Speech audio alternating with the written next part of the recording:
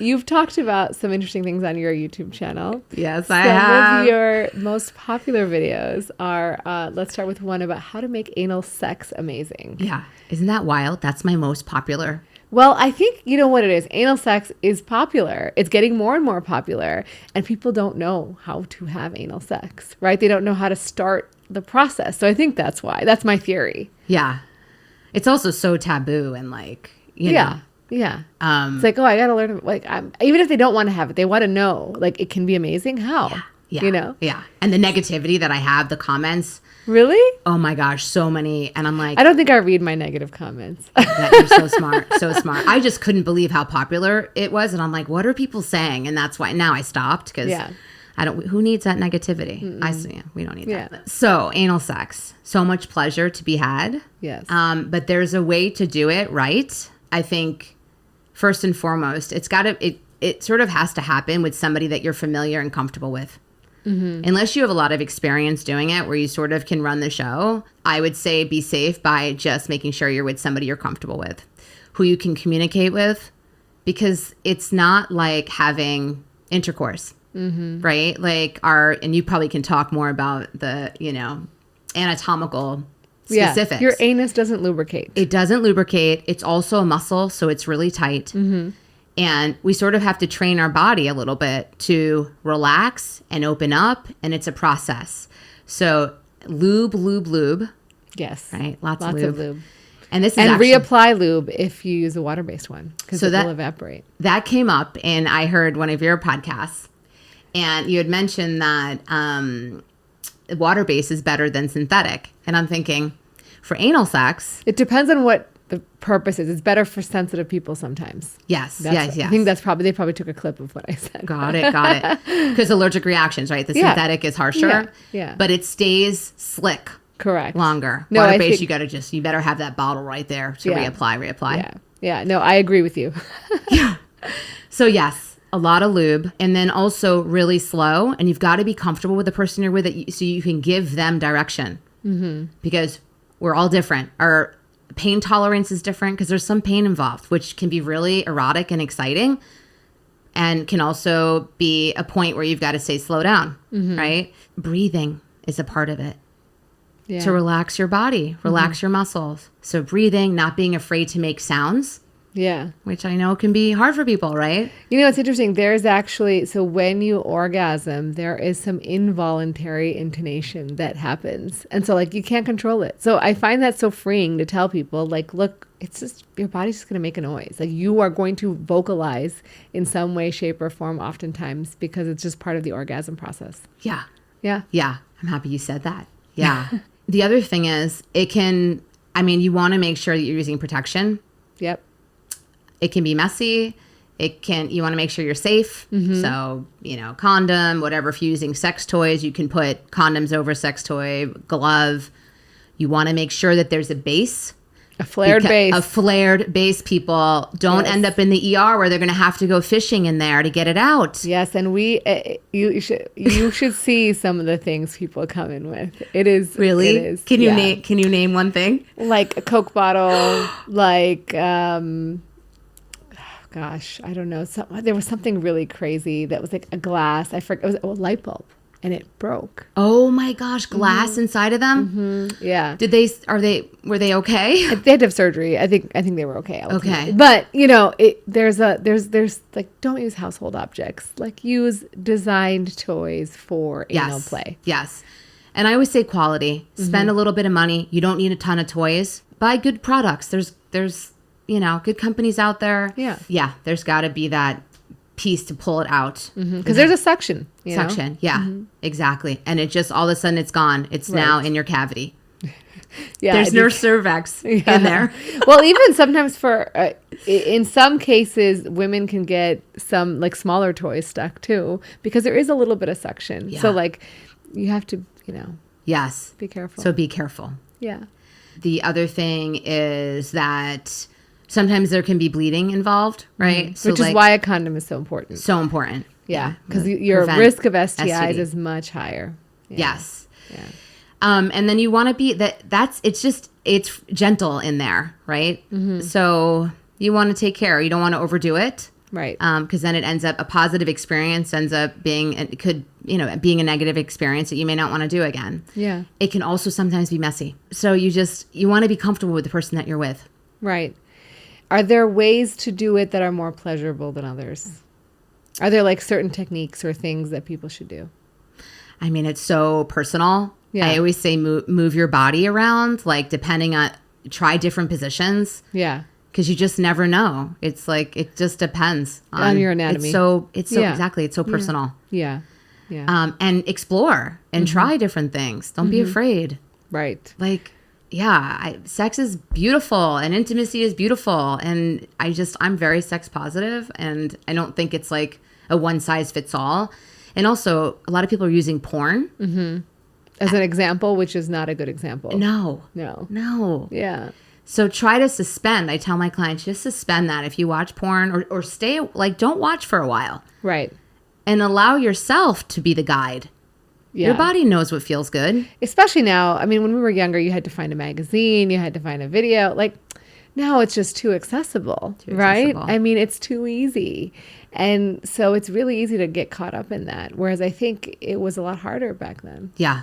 And what is that doing to us? I just had a interview where they asked me if I think that the exposure of all of this overstimulation, sexual material, is it causing erectile dysfunction? I think it's creating problems if somebody is, watching porn. That's their go-to. I think it just depends. I think, if they are using that as their only form of sexual stimulation and they're using it all the time and they're discrediting other things, I think it can be a problem. I think it can also be a problem when that's the only form of intimacy someone sees. And then when they're with their partner, they're like, why am I not acting like that? Or why is my partner not acting like that? And then the psychological stress of that causes the erectile dysfunction. But I think porn can be a tool. And it can be used in a very healthy way. And adults that can differentiate real sex from porn is fine. Totally. But that's not necessarily who's seeing porn. I mean, we know now, like, as young as 10-year-olds and sometimes younger are seeing porn. So that's scary. Yeah. And that's why I think there needs to be some sort of way to limit that. And I think they're trying to do age verification and things in some states, but it needs to be national in my mind. Yeah. I agree. And moderation, like diversification, like mix it up. That can't be your only go-to. Yes, I agree. I think it's better for you to use your fantasy or use something else sometimes, right? Not all the time. You relying on the one way to get aroused. Yeah. Because then you won't be able to get aroused in other ways. Yes. Yeah. The other thing about anal sex, aftercare. So important. So, make sure to be affectionate afterwards, be in communication afterwards. It's intimate to share about what felt good. Yeah. If something didn't feel good, to share that. So that's noted for next time. Yeah. Not to forget about the aftercare. Absolutely. And I would just say, like, if you haven't had it before, start with a finger or a smaller toy rather than going straight for penetrative anal sex. Yeah, because I think the body starts to get used to it and can handle it, right, with some exposure over time. Yeah, absolutely. Yeah. And it's familiar, and then you're like, okay, so now I know I have to breathe here, and you recognize that, okay, my body's relaxing. Here's where we can insert this further. Like, you're able to recognize what's happening. Right. Absolutely. The other very popular video that I think we should absolutely talk about is how to have a threesome. Because I think so many people, this is a very popular fantasy. So actually I made a video on the top fantasies, which I find so helpful. This is like population-based data, but it's great to learn what they are and be like, oh yeah, my fantasies are pretty normal. And threesomes are a very popular fantasy, especially for men. And so I think, like, the reality of having one, how does it work? What's the best way to make sure it works out the way you fantasize about it? Okay. Communication, right? I mean, that's the only way to make sure that your vision and how you fantasize about it is materialized, and the possibility is it's even there or not. I mean, you're talking about, I'm thinking you and your partner, for example, want to bring in a third. Is that what? Yeah. Sure. Yeah. Let's talk about that. So really sharing, here we go about, hey, I have this fantasy. How do you feel about it? What's coming up for you about it? Are you open to it? Yeah. You know, what does it look like for you? Here's what it looks like for me. Right. Then, you know, I've worked with clients around coming up with sort of some sort of ground rules around it. You know, like people have specific concerns. You want to consider that. Yeah.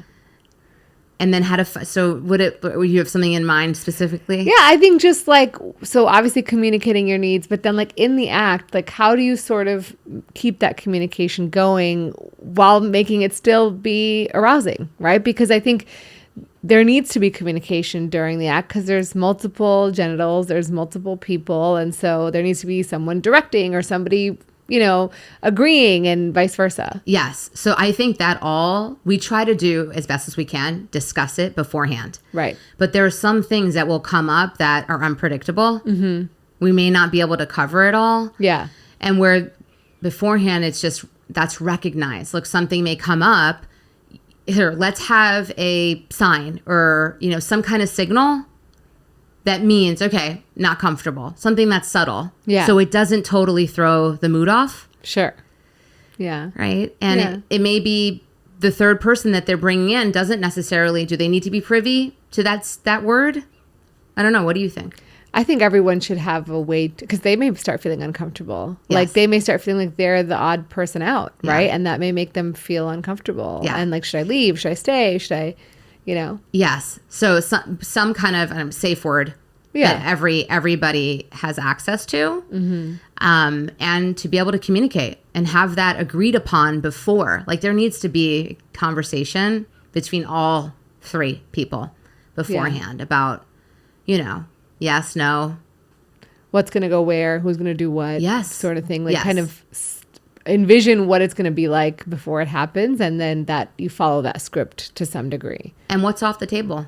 Yeah. Some of us are just like, some people just don't want to be their breast touched. Some people don't want to have anal sex. It just needs to be stated. So you're not in the act and someone's like, surprised. Yeah. And then feel, all sorts of feelings come up like shame and guilt and right. What is the worst sex or relationship advice that you've heard? If something makes you uncomfortable, to continue to expose yourself to it because you'll overcome that discomfort. So if something makes you uncomfortable, just leave it be. Yeah, like keep doing it because then you'll eventually become comfortable. Yeah. You think that's bad? It's good in some contexts, not in every context. Right. So it needs to be taken with a sort of, you need to know how uncomfortable you really feel. Yes. Yeah. Yes. And what's your motivation to overcome that discomfort? Yeah. Exactly. Like, why do you want to do that? Yeah. And is that a good enough reason? Yeah. Like, are you wanting to overcome it for yourself? Are you doing it for somebody else? Right? Yeah. I would say mine is that if you like someone, sex should just be great. Yeah. Right. That's my worst advice, I think. Yeah. People think, or you shouldn't have to work at sex. Right. Like it's just natural. Oh my gosh. That's a good one. Yeah. No, it's bullshit. Yeah. Yeah. Absolutely. And it gets better with time because you get more comfortable. And absolutely. And there's data on it. So like when you look at studies of, especially of women, they have the best sex of their lives in their like 30s and 40s because they are finally like free of all the body insecurities and they've had enough experience that they finally start feeling more comfortable asking for what they want in the bedroom. And hope that may be older data. Maybe that'll change now, you know, as things have evolved. But yeah. So I think it takes time to find your sexual self. I agree with all of that for sure. Yeah. Yeah. You enter like your 40s and you just don't give a shit anymore. You're like, you know what? This is who I am. This is the body I have. Yeah.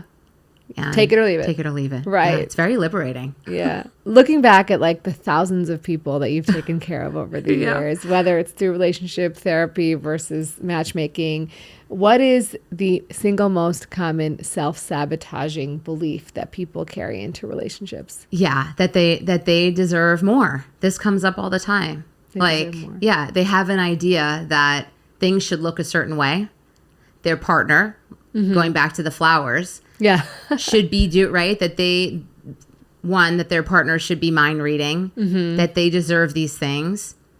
And what happens is they're set up for disappointment again and again. Right, because no one can read your mind, and no one can. I mean, you may deserve you deserve love and respect and attention from your partner, but they may not know how to give you what exactly you want, right? And in the way that you're looking for it. Right. Right. It may, like, love languages, right? Like, it may show up in acts of service. Yeah. Quality time. Right. And I would argue that your love language can change. That's true. I agree with you. Because I used to probably be more of a like gesture person, and now I'm more of like an affection, like, you know, touch, love language kind of person. Yes. And so I think it's changed over time. Because I remember telling my husband recently, I'm like, yeah, that's my love language. He's like, no, it's not. And I was like, yes, it is. Now it is. Yeah. That's actually making me think, because I used to love receiving gifts. Yeah. And now it's like, it's about quality time and physical touch. Yeah, same. So exactly the same. Yeah. If you like that clip with Dr. Frankie Bashan, make sure to check out the full episode right here.